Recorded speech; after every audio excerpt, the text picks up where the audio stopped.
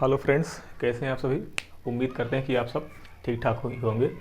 तो जैसा कि हम आपको बता दें कि आपके पास जो बायो की वीडियो थी वो अभी तक नहीं पहुंच रही थी, तो हम आज आपके समक्ष बायो की वीडियो लेकर प्रस्तुत हुए हैं, बायो की क्लास लेकर प्रस्तुत हुए हैं। बायो के अंतर्गत आपको ग्लैंड्स और ब्रेन का टॉपिक पढ़ा दिया गया था। अब जो हम अगला टॉपिक लेकर आए हैं वो हमारा अगला टॉपिक होगा वो डिसीज का। तो आइए अब हम अगले टॉपिक की ओर बढ़ते हैं।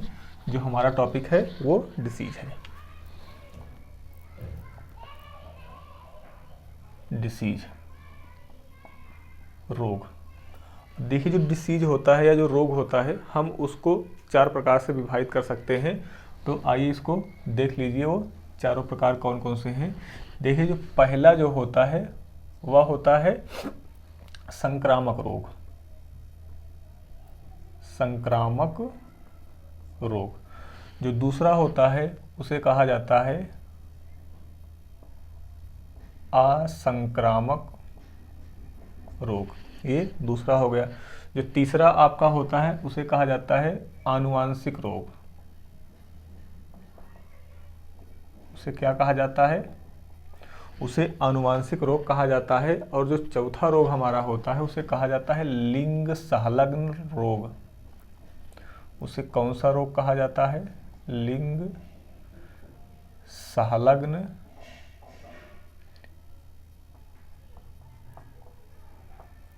रोग। इसे लिंग संलग्न रोग के नाम से जाना जाता है। तो अब देखिए, जो संक्रामक रोग होता है इसके फैलने का तरीका क्या होता है? तो यह पर्सन टू पर्सन फैलता है, मतलब कि एक व्यक्ति से यह दूसरे व्यक्तियों में फैलता है। यह पर्सन से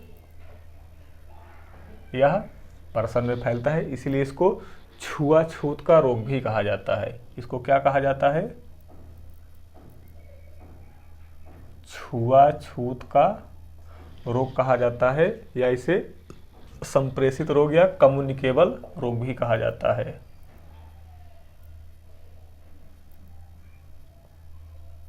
कम्युनिकेबल डिसीज भी कहा जाता है। जो असंक्रामक होता है यह पर्सन टू पर्सन नहीं फैलता। यह पर्सन टू पर्सन यह नहीं फैलता। लेकिन जो हमारा आनुवांशिक रोग होता है यह जनरेशन से जनरेशन में फैलता है, मतलब कि पीढ़ी दर पीढ़ी, एक पीढ़ी से दूसरी पीढ़ी में, पीढ़ी दर पीढ़ी। कहने का मतलब कि आपके किसी खानदान में अगर किसी को ये जेनेटिक रोग है या आनुवांशिक रोग है तो वह आपके आने वाली जो अगली पीढ़ी होगी उसमें भी आने की संभावना हो सकती है। जैसे आप कलर ब्लाइंडनेस को ले लीजिए, जो वर्णांधता होती है, अगर आप में है तो आपके संतानों में भी आने की संभावनाएं ज़्यादातर होती हैं। ये जो लिंग संलग्न रोग होता है इसमें देखिए, इसे लिंक डिसीड कहा जाता है। जो लिंग संलग्न रोग होता है इसमें जो आपका क्रोमोसोम होता है, जो आपका क्रोमोसोम होता है वही क्रोमोसोम की संख्या का क्या होती है? वह घट या बढ़ जाती है। हम जानते हैं कि हमारे शरीर में जो क्रोमोसोम होता है, जो गुणसूत्र होता है, इसे हिंदी में गुणसूत्र कहा जाता है। जो गुणसूत्र होते हैं उनकी संख्या कितनी होती है? 46 होती है, या 23 जोड़ा होती है, या 23 जोड़ी गुणसूत्रों की संख्या होती है। अगर संख्या में देखा जाए तो कितनी होती है? 46 होती है। तो यह जो 23 जोड़ी या जो 46 गुणसूत्र होते हैं इसी में क्या होता है? गुणसूत्रों की संख्या घट या बढ़ जाती है। कहने का रीजन यह हुआ कि या तो यह 45 हो जाएगी या तो ये 47 हो जाएगी। उसे ही क्या कहा जाता है? लिंग संलग्न रोग कहा जाता है, जो किसको प्रभावित करता है? या क्रोमोसोम को प्रभावित करता है। और इस प्रकार की उत्पन्न जो संतानें होती हैं उसे ट्रांसजेंडर कहा जाता है। उसे क्या कहा जाता है? उसे ट्रांसजेंडर कहा जाता है। तो ये हमने आपको चार प्रकार के डिसीज को हमने चार भागों में क्लासिफाई कर दिया। तो आइए अब हम पहले डिसीज की ओर चलते हैं। जो हमारा पहला डिसीज होगा वह क्या होगा? वह संक्रामक रोग होगा। तो जो संक्रामक रोग होते हैं वह किसके द्वारा फैलते हैं? तो ये माइक्रो ऑर्गेनिज्म के द्वारा फैलते हैं, जिन्हें सूक्ष्म जीव हिंदी में कहा जाता है। किसके द्वारा फैलते हैं? ये सूक्ष्म जीवों के द्वारा फैलते हैं, और इन्हीं सूक्ष्म जीवों को क्या कहा जाता है? पैथोजन कहा जाता है, या रोगजनक। पैथोजन या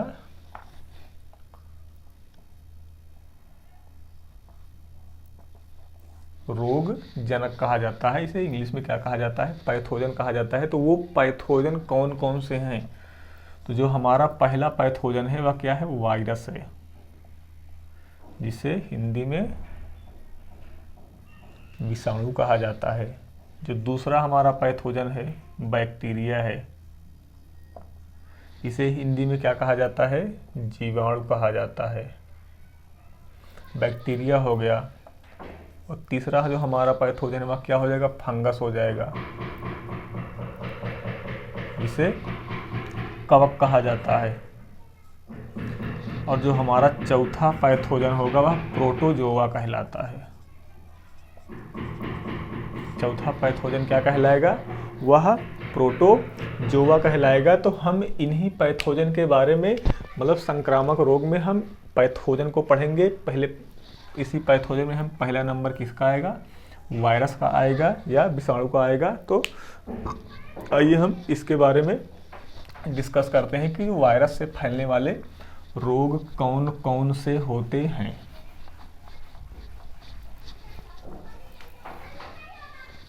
देखिए, आप हेडिंग लगा लीजिए वायरस, वायरस विषाणु, वायरस विषाणु। देखिए, जो वायरस होता है यह सबसे अधिक इन्फेक्शस पैथोजन होता है, सबसे अधिक संक्रामक पैथोजन, यह सबसे अधिक संक्रामक पैथोजन होता है। वायरस को सजीव और निर्जीव के बीच की कड़ी कहा जाता है। इसे सजीव एवं निर्जीव के बीच की कड़ी कहा जाता है। सजीव और निर्जीव के बीच की कड़ी कहा जाता है। कहने का मतलब कि जब यह हमारे बॉडी के अंदर रहेगा, हमारे शरीर के अंदर रहेगा, तो वह कैसा रहेगा? सजीव रहेगा कि निर्जीव रहेगा? तब वह क्या रहेगा? सजीव रहेगा। लेकिन जैसे ही हमारी बॉडी के बाहर जाएगा वह क्या हो जाएगा? निर्जीव हो जाएगा। वह क्या हो जाएगा? निर्जीव हो जाएगा। तो इसलिए इसको सजीव और निर्जीव के बीच की क्या कहा जाता है? इसको कड़ी कहा जाता है। यह पूर्ण परजीवी होता है। यह क्या होता है? यह पूर्ण परजीवी होता है। और यहाँ से आपका एक क्वेश्चन ये भी बनता है कि जो वायरस है, वायरस की खोज किसने की थी?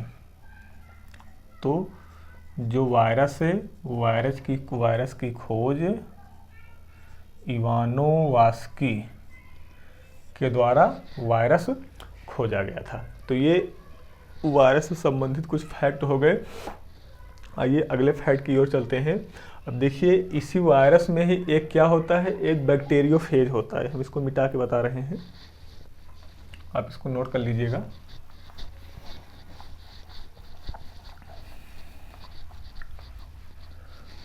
देखिए, इसी वायरस में ही एक होता है क्या? बैक्टीरियोफेज होता है। क्या होता है? एक बैक्टीरियोफेज होता है। देखिए, जो फेज शब्द है, यहाँ पे जो फेज शब्द लिखा हुआ है, ये वायरस का रूट वर्ड है। ये किसका रूट वर्ड है? ये वायरस का रूट वर्ड है। तो बैक्टीरियोफेज का मतलब ऐसा वायरस जो बैक्टीरिया को क्या करे? हानि पहुंचाए या बैक्टीरिया को खा जाए, उसे ही क्या कहा जाता है? बैक्टीरियोफेज कहा जाता है। मतलब ऐसा वायरस जो बैक्टीरिया को प्रभावित करे, ऐसा वायरस जो बैक्टीरिया को प्रभावित करे, उसे ही क्या कहा जाता है? बैक्टीरियोफेज कहा जाता है। अब जानते हो आप पुरानी कहावतों में सुने होंगे कि जो गंगा जल होता है वह कभी सड़ता नहीं।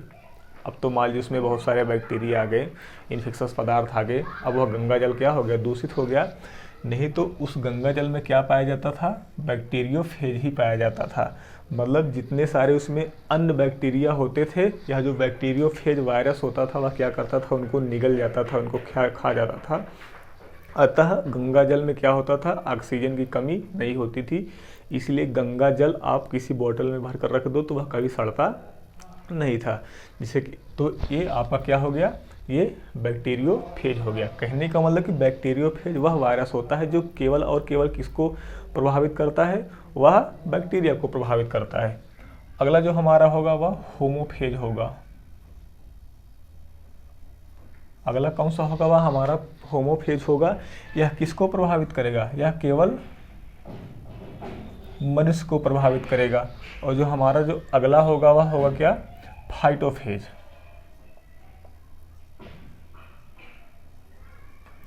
फाइटोफेज यह केवल किसको प्रभावित करेगा, यह प्लांट्स को प्रभावित करेगा, प्लांट्स या यह केवल पौधों को प्रभावित करेगा। तो वायरस से संबंधित हमने आपको यहाँ पर फैक्ट बता दिए। अब आइए देखते हैं इससे जो फैलने वाले डिसीज हैं उन डिसीज को, उसमें कौन कौन सी डिसीज आती हैं। देखिए इसमें जो डिसीज आती है, हम आपको पहला डिसीज बताते हैं एड्स। एड्स आप सभी लोग जानते हो एड्स क्या है, संक्रामक डिसीज है कि असंक्रामक डिसीज है। एड्स एक प्रकार का संक्रामक डिसीज है। यह एक दूसरे के स्पर्श में आने से फैलता है, लेकिन ऐसे ही स्पर्श में आने से नहीं फैलता। इसको एक प्रकार से यह एसएलडी यह होता है, सेक्स लिंक्ड डिसीज। मतलब कि यह इसको इसलिए क्या कहा जाता है, एसएलडी कहा जाता है। और इसका जो एड्स का फुल फॉर्म होता है, ये भी पूछा जाता है कि एड्स जो होता है उसका फुल फॉर्म क्या होता है। तो इसका फुल फॉर्म होता है acquired immuno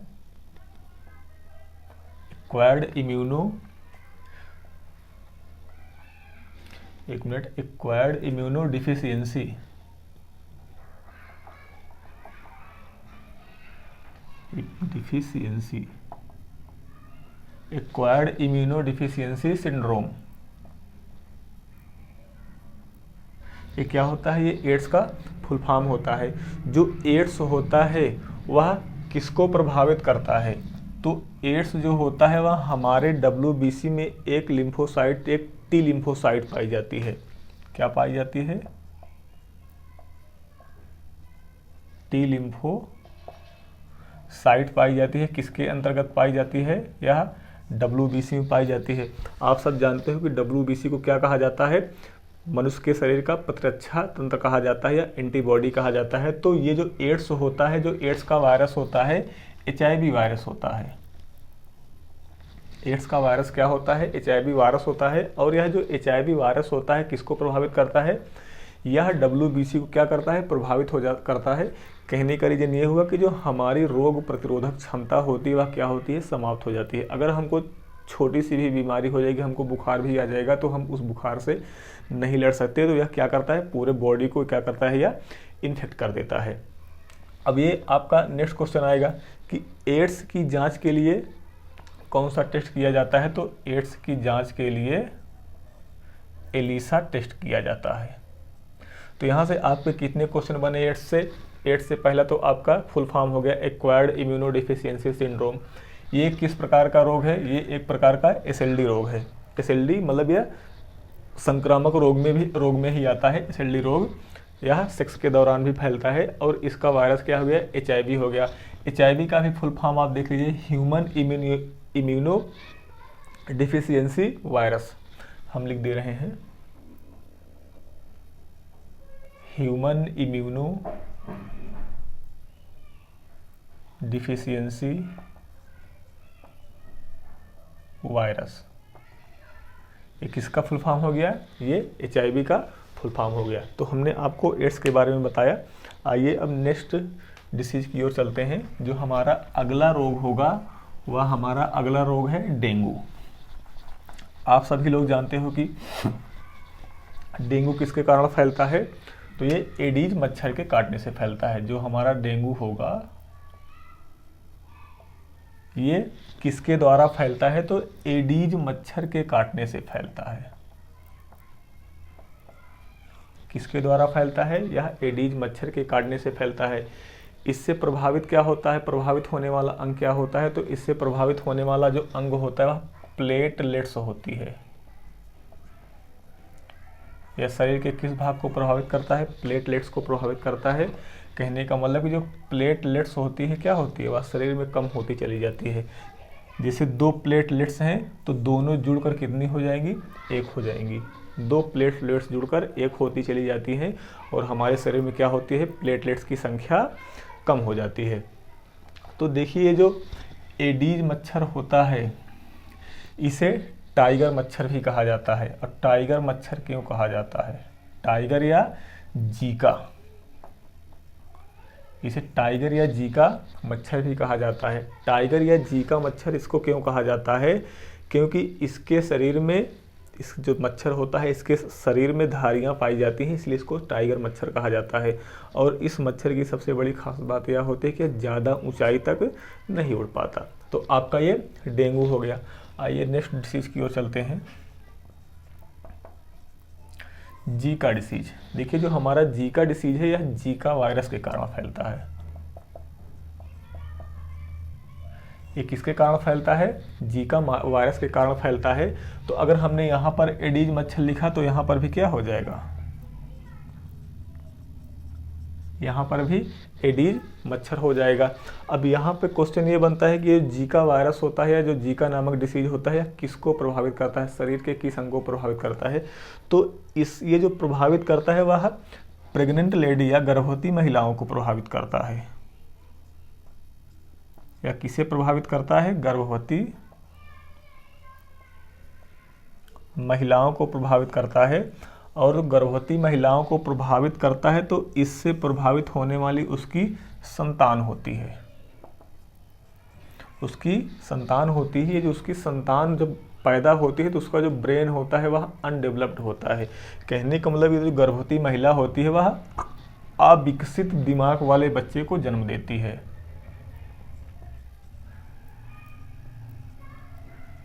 undeveloped brain child.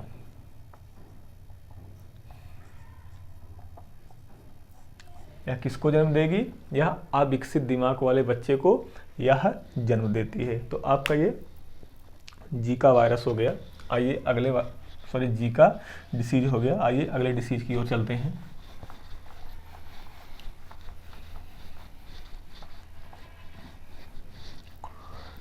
देखिए जो हमारा अगला डिसीज है वह मम्स है।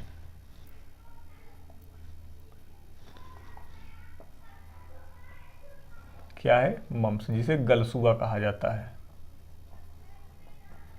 जिसे क्या कहा जाता है? गलसुआ कहा जाता है। जो मम्स होता है यह किसको प्रभावित करता है? ये हमारे सलाइवरी ग्लैंड्स को प्रभावित करता है।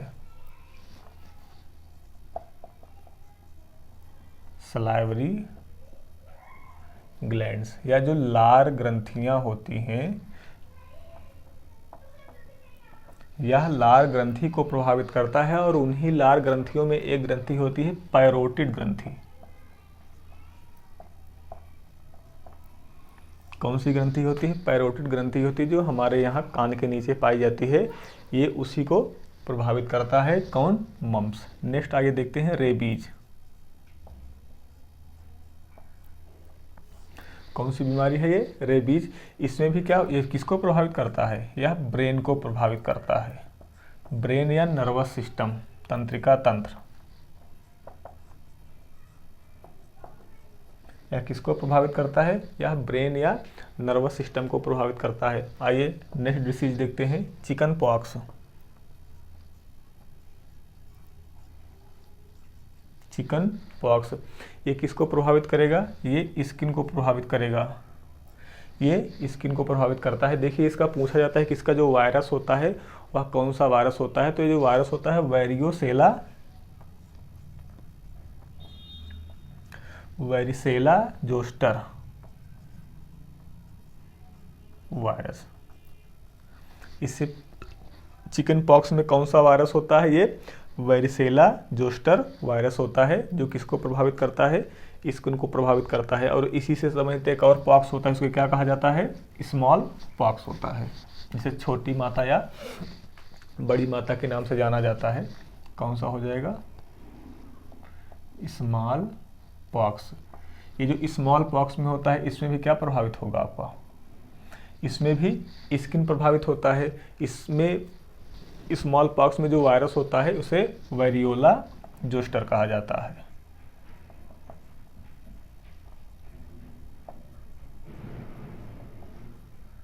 कौन सा वायरस होता है? वेरियोला जोस्टर वायरस होता है। तो ये चिकन पॉक्स हो गया और स्मॉल पॉक्स हो गया। आइए एक आध दो बीमारियां और हैं, हम उसको भी देख लेते हैं। तो हमारी जो अगली बीमारी होगी वो पोलियो है। आप सभी लोग जानते हो, जो पोलियो होता है वह पोलियो वायरस के कारण होता है। किसके कारण होता है? पोलियो वायरस के कारण होता है। ये प्रभावित होने वाला इससे अंग कौन सा होता है? तो ब्रेन हो गया, हमारा मस्तिष्क हो गया, मसल्स हो गया, मांसपेशियां हो गई, गला हो गया। ये सब क्या होगा? इससे प्रभावित होने वाले अंग हो गए। और अब एक लास्ट डिसीज हम आपको बताने जा रहे हैं, जो अभी हाल ही में चल रहा है। एक नया डिसीज आया हुआ है, जिसको क्या कहा जाता है? कोरोना कहा जाता है। क्या कहा जाता है इसे? कोरोना कहा जाता है। तो ये आपका मोस्ट इम्पॉर्टेंट है, क्योंकि पोलियो वगैरह, स्मॉल पॉक्स, चिकन पॉक्स, ये सब बहुत पुरानी डिसीज हो गई। अब यहाँ पर आपका एक नया डिसीज आ गया। कौन सा? वो कोरोना। तो यहाँ तो मोस्ट इम्पॉर्टेंट आपका ये बनता है कि जो कोरोना वायरस, जो कोरोना है, कोरोना वायरस का नाम क्या है? तो आपका हो जाएगा कोविड-19 वायरस। कौन सा वायरस है? वह कोविड-19 वायरस है। कोविड का आप फुल फॉर्म देख लीजिए। कोविड का मतलब हो गया कोरोना। एक मिनट,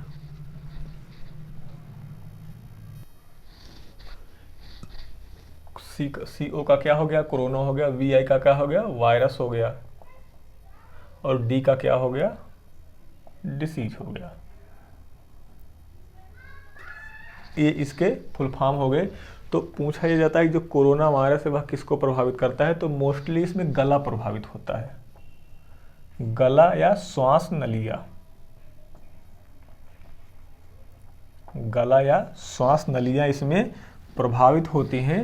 तो हमने आपको वायरस के अंतर्गत उत्पन्न होने वाले जो डिसीज थे उसको हमने शॉर्ट में आपको बता दिया। आप इस वीडियो को बार बार देखिए, सभी डिसीज आपको याद हो जाएंगे। तो हमारा ये वीडियो जैसा भी लगा हो, आप कमेंट सेक्शन में जाकर आप बता दीजिए। अगर कहीं हमारी कमियां हैं तो आप उसको भी कमेंट करके बता सकते हैं कि हाँ सर, आप यहाँ पर कमी किए हैं, आप यहाँ पर गलत पढ़ा दिए हैं, हम उसको सुधार करेंगे। तो आप इस वीडियो को लाइक करिए, शेयर अपने दोस्तों के पास शेयर करिए। और जो इस चैनल पे नए हैं वो प्लीज़ कृपया करके हमारे इस वीडियो को सब्सक्राइब कर दीजिए और बेल आइकन को क्लिक करना ना भूलिएगा, ताकि हमारी जितनी भी वीडियो हैं हमारी जितनी भी वीडियो हैं वो आपको सबसे पहले मिले। तो वीडियो को देखने के लिए बहुत बहुत आपका धन्यवाद। Thank you.